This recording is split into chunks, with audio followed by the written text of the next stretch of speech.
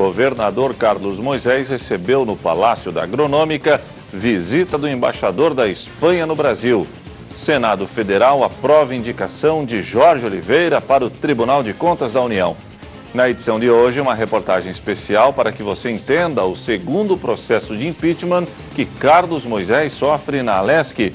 Pela primeira vez, o governador falou sobre o processo de impeachment dos respiradores artificiais. Há menos de um mês da eleição, a importância de se entender o poder do voto. Coisas do Brasil. Senador Chico Rodrigues pede licença do mandato e filho suplente assume a vaga. E no esporte, Tigre apresenta pacotão com 4 reforços para a sequência da Série C. As principais notícias do dia você confere a partir de agora. No ar pela TV Primavera de Criciúma, Informe Região.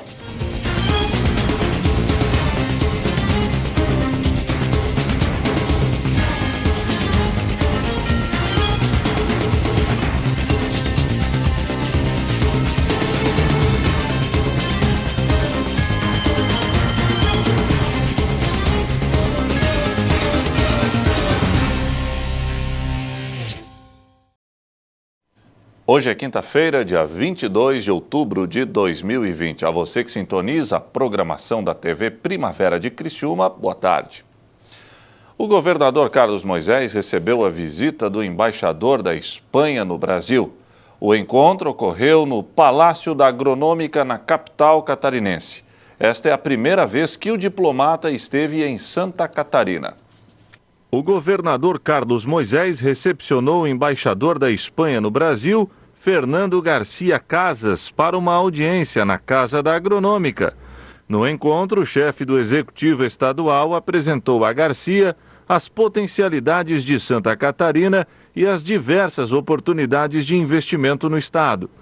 Ambos afirmaram esperar a concretização do Tratado de Livre Comércio entre a União Europeia e o Mercosul, que ampliará o fluxo comercial em ambas as direções. O governador também explicou ao embaixador alguns dos avanços obtidos na gestão pública catarinense desde o início da atual gestão, como a economia com a revisão de contratos e a redução da máquina pública. Apresentamos ao embaixador Santa Catarina como um estado de oportunidades. Santa Catarina tem sido considerado o estado mais eficiente do Brasil, não só na gestão pública, que recebemos esse destaque, mas também um estado que, no comparativo investimento-resultados, tem tido os melhores resultados do Brasil. E o nosso estado, de uma cultura de uma miscigenação plurima, nós sabemos que todos os povos são bem-vindos em Santa Catarina, mostramos as oportunidades que a agricultura, que a pecuária catarinense, que o turismo, que a infraestrutura, inclusive, que no nosso governo tem sido prioridade, são oportunidades para os estados estrangeiros investirem no Brasil e aqui no nosso estado.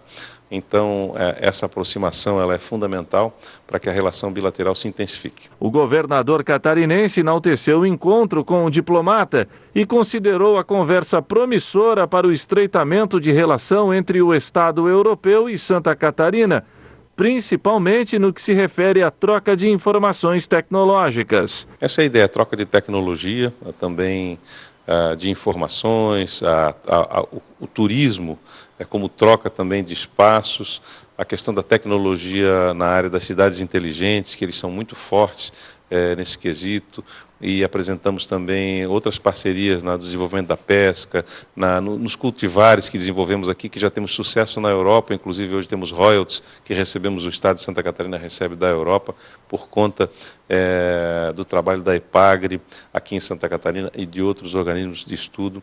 Então a gente percebe que a vinda a Santa Catarina é porque o Estado de Santa Catarina desperta nesses países o interesse de investimento pela sua condição climática, pelo seu povo que aqui trabalha, que produz e pela eficiência do Estado catarinense. Carlos Moisés também aproveitou a visita do embaixador para mostrar os investimentos na área da economia e infraestrutura que estão sendo realizadas em Santa Catarina. Várias áreas, a infraestrutura portuária foi apresentada também no que diz respeito ao investimento na área de aeroportos, infraestrutura como um todo, inclusive concessão de rodovias. Apresentamos as possibilidades de parcerias público-privadas com conexão de rodovias federais com rodovias estaduais. São várias oportunidades que o Estado catarinense e o Estado brasileiro começam a apresentar para os países que conosco têm essas relações. O embaixador espanhol contou que essa foi a sua primeira visita ao Estado e que ficou muito bem impressionado com o que viu. O propósito era visitar a empresa Gomes da Costa, con quem temos uma empresa de origem espanhola, do Grupo Calvo, de muita tradição catarinense, com quem temos uma parceria de solidariedade neste tempo de pandemia. E ter o primeiro contacto oficial com as autoridades do Estado. Gostei muito do Estado, mas só foram 24 horas, mas muito bem aproveitadas, e daí o encontro do seu governador, com a FEComércio e mais algumas pessoas. Acho que há muitas coisas para frente para poder ser feitas, já temos investimentos espanhóis nos âmbitos de cerâmicas, téxtil, proteção ao meio ambiente, alimentação, então procurar mais fontes e mais possibilidades de cooperação. Mas gostei muito do que eu vi. Sem dúvida, temos no marco mais geral, estamos pertinho da conclusão do Acordo União Europeia-Mercosul, do ingresso do Brasil na OCDE, na Organização de Cooperação e Desenvolvimento Econômico, onde Espanha está apoiando isso muito. Então, ao nível estadual, de todas essas parcerias, digamos, entre Estados, entre comunidades da União Europeia e Mercosul, também os Estados podem se beneficiar porque há menos entraves ao livre comércio e mais possibilidades. Que eu gostaria de ficar mais. Gostei muito. O plenário do Senado aprovou a indicação do ministro da Secretaria-Geral da Presidência da República, Jorge Oliveira, para ocupar uma vaga de ministro do Tribunal de Contas da União. Logo no início da reunião, o senador Alessandro Vieira apresentou duas questões de ordem para suspender a sabatina do indicado para a vaga do Tribunal de Contas da União. Ele argumentou que a vaga do ministro José Múcio Monteiro ainda não existe de fato e também destacou que questões regimentais para a indicação não foram respeitadas. O plenário do TCU está completo. Surgirá, hipoteticamente, uma vaga no mês de dezembro, caso se confirme a aposentadoria do hoje ministro José Múcio. Nesse sentido, me parece inoportuno que o Senado da República se preste a fazer uma sabatina preventiva. Vossa Excelência entrou no Supremo com um pedido de liminar para que fosse suspensa e, que me consta, o ministro Dias Toffoli negou esse pedido seu. O indicado Jorge Oliveira explicou os motivos pelos quais a indicação foi feita antes de a vaga surgir. Algumas circunstâncias foram consideradas para que fosse feito dessa maneira. A primeira delas é a situação atípica que vivemos da pandemia e a não regularidade dos trabalhos do Senado da República, assim como a Câmara dos Deputados. A segunda é a questão que envolve as eleições já eminentes, que naturalmente os parlamentares se envolvem no trato das questões políticas municipais que se avizinham. Por óbvio, o que não se pode ocorrer é a nomeação para o cargo, enquanto não houver a vacância e, em consequência, a posse. Mas a indicação que ocorrerá, caso formalizada a aposentadoria do ministro Múcio, ainda dentro do mandato do atual presidente e indicante, dentro da legislatura que compõe o Senado Federal hoje, nós entendemos de maneira razoável dentro das circunstâncias somadas que aqui coloquei. Jorge Oliveira é o atual ministro-chefe da Secretaria-Geral da Presidência. É formado em Direito e Administração de Segurança Pública e fez carreira na Polícia Militar do Distrito Federal. Trabalhou também na assessoria do presidente da República, Jair Bolsonaro, quando ele era deputado, e também do filho, Eduardo Bolsonaro. Durante a sabatina, Oliveira foi questionado sobre sua proximidade com Bolsonaro e como isso poderia interferir no TCU. O ministro respondeu que a corte tem trabalho técnico e que o julgamento das contas do presidente, por exemplo, se dá no Congresso. Eu tenho muito orgulho de ter trabalhado com o então deputado Jair Bolsonaro como assessor parlamentar em seu gabinete. Trabalhei sim com o deputado Eduardo Bolsonaro durante o seu primeiro mandato. Tenho uma relação pessoal próxima com ele, porque sou padrinho de casamento dele e tenho um respeito muito grande por isso. Agora, a limitação da atuação do ministro do Tribunal de Contas, ele é dado pela lei. E entender que um ministro possa atuar como advogado ou em benefício próprio do presidente da República, seja esse qualquer outro, com o devido respeito, um equívoco. Por quê? Primeiro, porque há uma colegialidade dentro do tribunal que se baseia não só pelos votos dos ministros, que são essencialmente técnicos, lastreados por premissas técnicas colocadas pelas secretarias específicas. O TCU é uma corte composta por 9 ministros que faz a análise das contas da União.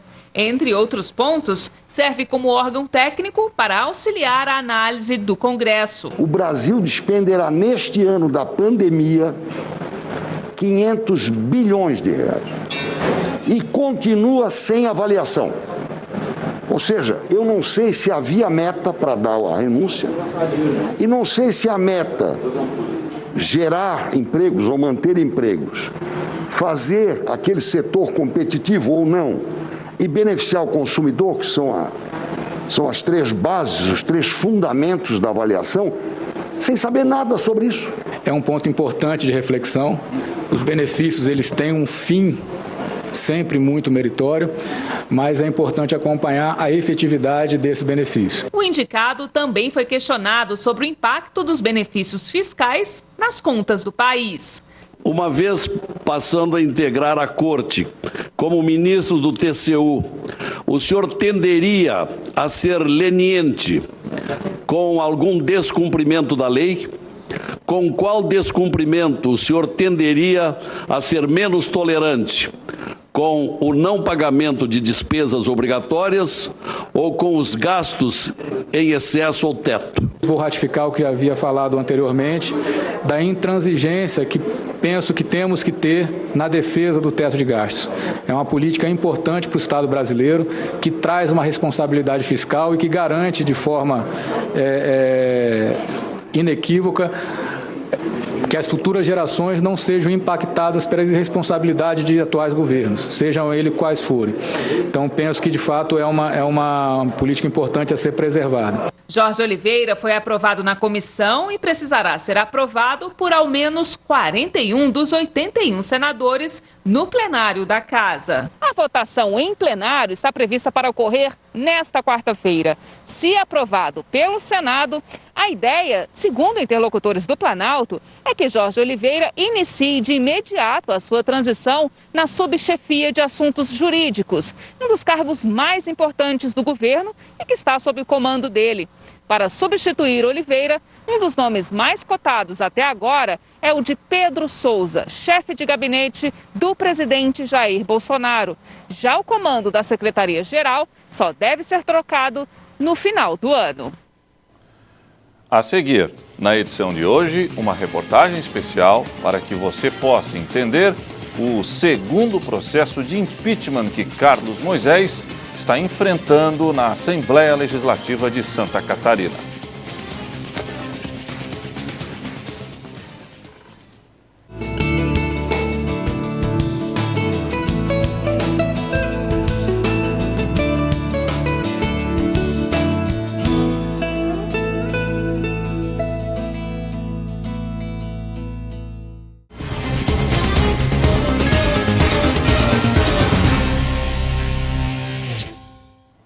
Agora você irá acompanhar uma reportagem especial que explicará o segundo processo de impeachment que Carlos Moisés sofre na Alesc. Acompanhe. Coronavírus em Santa Catarina se tornaram públicas após matéria divulgada pelo site The Intercept Brasil. A compra, que é objeto da denúncia do segundo pedido de impeachment contra o governador Carlos Moisés, foi feita com a empresa VeigaMed, do Rio de Janeiro, com pagamento antecipado no valor de 33 milhões de reais. Apenas 50 equipamentos chegaram a ser entregues ao Estado e com qualidade inferior à contratada.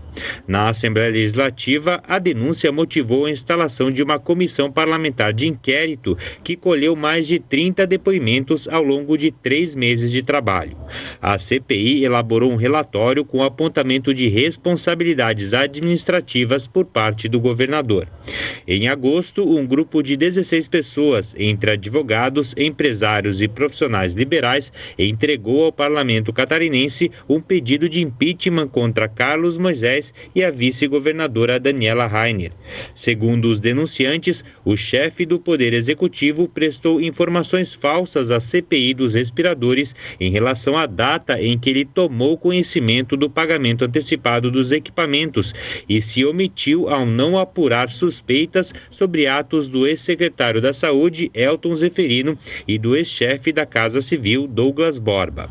Já a vice-governadora foi acusada de omissão ao não fiscalizar o processo de compra dos respiradores. A denúncia também responsabilizou o governador e a vice na tentativa de instalação de um hospital de campanha em Itajaí, que não chegou a se concretizar.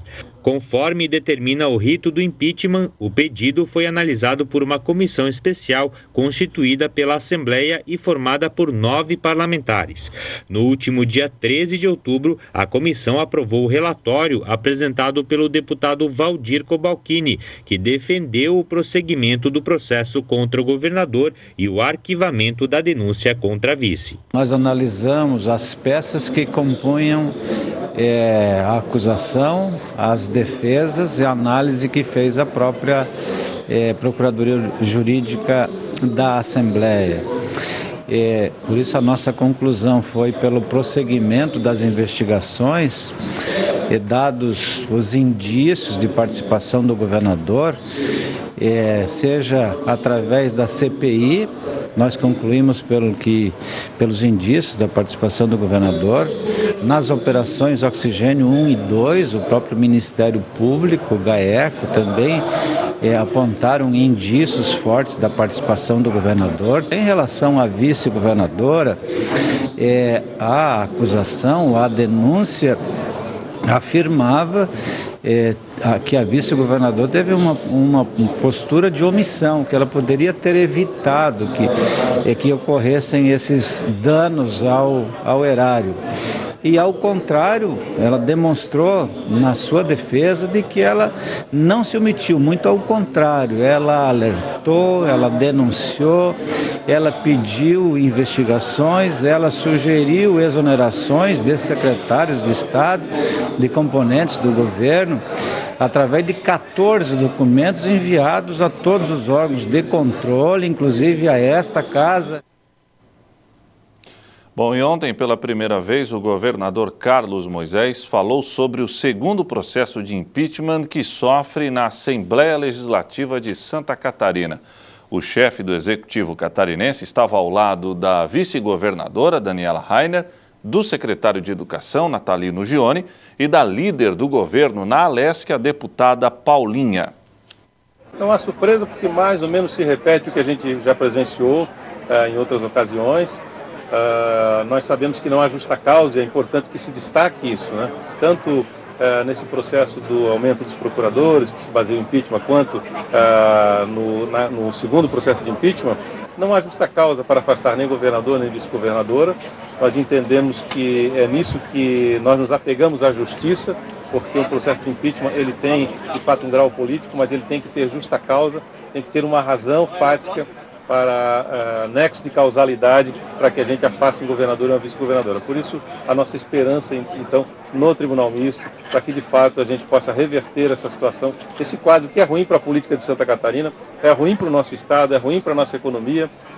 Enquanto a Assembleia Legislativa está se concentrando nesse trabalho, nós entendemos que temos que continuar trabalhando por Santa Catarina, que é o que nós estamos fazendo hoje aqui, continuando a fazer as nossas entregas, porque o governo foi eleito com mais de 70% dos votos dos catarinenses para fazer efetivamente o que nós estamos fazendo, honrando o compromisso das urnas. É isso que nós fizemos em Santa Catarina e o povo de Santa Catarina sabe que nós honramos com a nossa equipe de governo aquilo que nós prometemos fazer.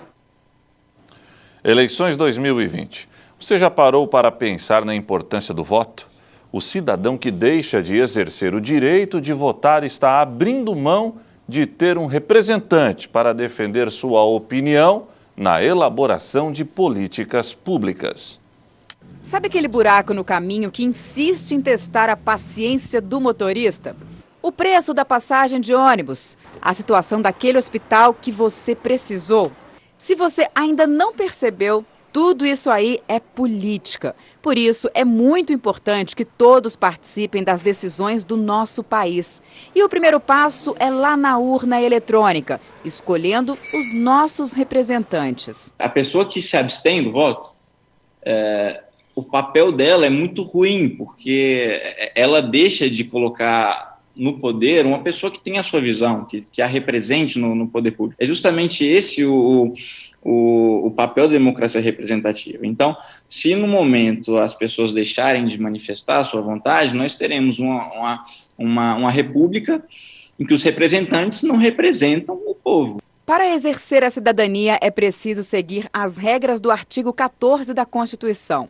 A partir dos 18 anos, o voto é obrigatório e facultativo para os analfabetos, maiores de 70 anos e maiores de 16 e menores de 18. Não podem se alistar os estrangeiros e os conscritos durante o serviço militar obrigatório. Este ano, mais de 133 milhões de pessoas são obrigadas a votar. 14 milhões têm voto facultativo.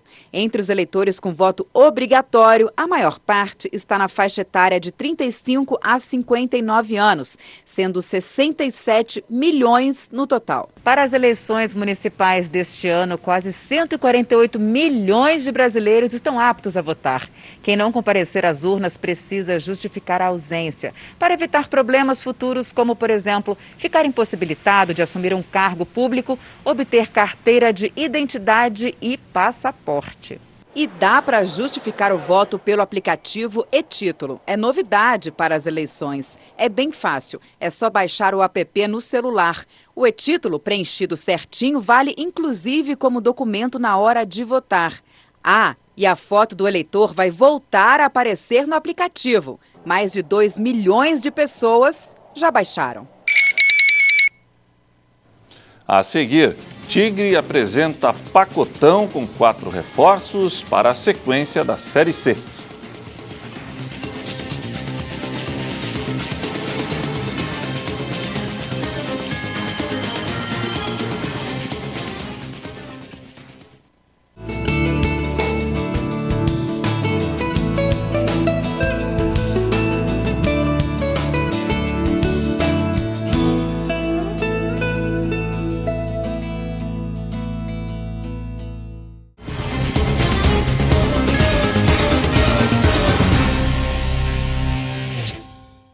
Coisas do Brasil. Após apresentar o pedido de licença do mandato por 90 dias, o senador Chico Rodrigues, do Democratas de Roraima, flagrado escondendo dinheiro nas nádegas, retificou a solicitação de licença para 121 dias. Dessa forma, o primeiro suplente, Pedro Arthur Rodrigues, também do Democratas de Roraima, filho do senador, assume o cargo. O senador, que foi apanhado com mais de R$32 mil escondidos na cueca durante uma operação da Polícia Federal na casa dele, em Roraima, solicitou um afastamento de 90 dias do mandato de senador. Mas, depois de ser informado que os senadores não aceitariam apenas 3 meses, retificou o pedido para 121 dias, 4 meses e 1 dia, como havia sugerido o presidente do Conselho de Ética, Jaime Campos. Com isso, quem assume a vaga é o primeiro suplente, Pedro Arthur Ferreira Gomes, que é filho de Chico Rodrigues. No primeiro documento entregue para pedir licença do mandato, o senador disse que num ato impulsivo, acordado pela polícia de pijama, assustado com a presença de estranhos no quarto dele, teve a infelicidade de tomar a decisão mais irracional de toda a sua vida e que agora está sendo linchado por ter dinheiro que classificou como lícito, decorrente da atividade empresarial familiar. O senador voltou a alegar que não tem nada a esconder e que vai provar que não fez nada de errado, a não ser o ato de esconder dinheiro na cueca. Depois de oficializado o afastamento do senador Chico Rodrigues, o ministro Luiz Roberto Barroso suspendeu a decisão que ele tomou sozinho para afastar o senador Chico Rodrigues por 90 dias. Com isso, o julgamento em plenário, que estava marcado para amanhã, foi cancelado. Caberá então ao Conselho de Ética do Senado decidir a questão. O caso de Chico Rodrigues deverá entrar no final da fila de julgamentos. Atualmente, existem 19 casos para avaliação do Conselho e o presidente da comissão já afirmou que pretende seguir a ordem de chegada, antes de colocar em análise o escândalo do senador com dinheiro na cueca. Mas se os líderes partidários pedirem, poderá ser aberta uma exceção e os trabalhos que estão suspensos por causa da pandemia poderão ser retomados. Ao prestar este esclarecimento, o presidente da comissão disse que os senadores não podem ser omissos e não está descartada a cassação de Chico Rodrigues, mesmo durante o período em que estiver afastado. Pensando em incrementar o time na Série C do Campeonato Brasileiro, o Criciúma foi às compras e anunciou a contratação de 4 reforços que irão dar um up ao time de Itamar Schulli. Um pacotão de reforços foi a alternativa encontrada pelo Criciúma para reforçar o time nesta reta final da primeira fase da Série C. Atualmente, com 15 pontos, o Tigre está no G4, grupo que classifica os 4 melhores da terceira divisão para a fase quente do campeonato. Mas o Carvoeiro vem sendo fortemente ameaçado por Volta Redonda e Ituano, com 14 pontos, Tombense com 13 e São José com 12. Por isso, não há tempo a perder. Primeiro, a direção trocou o comando técnico. Saiu Roberto Cavalo e entrou Itamar Schulli. E agora 4 reforços chegaram para deixar o elenco mais competitivo. Felipe Menezes, de 32 anos, é natural de Goiânia. O meia atuou no CRB nas últimas 2 temporadas. O atleta tem passagens pelo Palmeiras, Botafogo, Goiás, Sport, Ponte Preta, Ceará e Benfica de Portugal. Estou pronto, estava treinando normalmente, né? Participei desses jogos aí da Série B. Na verdade, eu retornei no início de março, só que daí teve a pandemia, então teve esse período a mais aí, além do que foi o período do meu retorno. Mas desde que retomamos as atividades, os campeonatos voltaram, eu tenho jogado, então acredito que não vai ser problema não. Estou pronto para estrear assim que a comissão entender necessário. Marino da Silva é natural de Macatuba, interior de São Paulo. Nas últimas 3 temporadas, o volante atuou no Cuiabá, onde possui um acesso para a Série B do Campeonato Brasileiro, sendo o artilheiro da equipe na competição com 9 gols. O atleta de 34 anos ainda tem passagens pelo São Caetano, Bragantino, Náutico, Icasa, Oeste e pelo Bandırmaspor da Turquia. Na apresentação, o jogador contou por que escolheu jogar no Tigre. Projeto que a diretoria, a comissão me ofereceu, acreditei no projeto, eu vim para somar, vim para ajudar. Hélder, de 30 anos, é natural de Belo Horizonte. Neste ano, o zagueiro atuou no Cuiabá, na Série B do Campeonato Brasileiro. O jogador tem passagens pela Luverdense, Iporá, Tupi e Boa Esporte. Eu jogo, nesse ano eu estou jogando mais pelo lado direito, mas eu não tenho dificuldade nenhuma de jogar pelos 2 lados. Conheço sim, eu sou um cara que busco muito futebol, vivo futebol, mesmo quando eu estou em casa. E pela qualidade dos zagueiros aqui, a gente vem mais para agregar. Fernando Lombardi é natural de Curitiba. Experiente zagueiro de 38 anos, também possui um currículo vasto no futebol brasileiro. O atleta esteve no Náutico nas 2 últimas temporadas na disputa do Campeonato Brasileiro da Série B e tem passagens pelo Água Santa, Guarani, Paysandu, Cuiabá, Volta Redonda, Ceará, América do Rio Grande do Norte e Paraná. O que me motivou foi o projeto, foi as pessoas que aqui estão, a grandeza que o clube tem dentro do cenário nacional proporcionou essa vinda. A gente tem vários objetivos dentro do clube, com certeza, não tenho dúvida que um apoiando o outro, dentro de tudo que pode fazer, a gente vai fazer um bom campeonato e levar o clube à Série B novamente. Os 4 reforços já estão treinando com o grupo e aptos, se a comissão técnica assim preferir, para entrar em campo para defender o Tigre na próxima segunda-feira, no jogo contra o São Bento, na cidade de Sorocaba. Claro que a gente vem para agregar, né, entender o funcionamento da equipe o mais rápido possível, mas a gente acredita muito que a gente pode ajudar. Eu espero poder fazer, dentro da minha função, o melhor e conseguir que o ataque funcione bem e que eu possa estar participando ativamente das jogadas. Com certeza, né? Que em 2018, quando eu recebi o convite para jogar no Cuiabá, o Cuiabá também estava na Série C. Fazia 7 anos que brigava para não cair.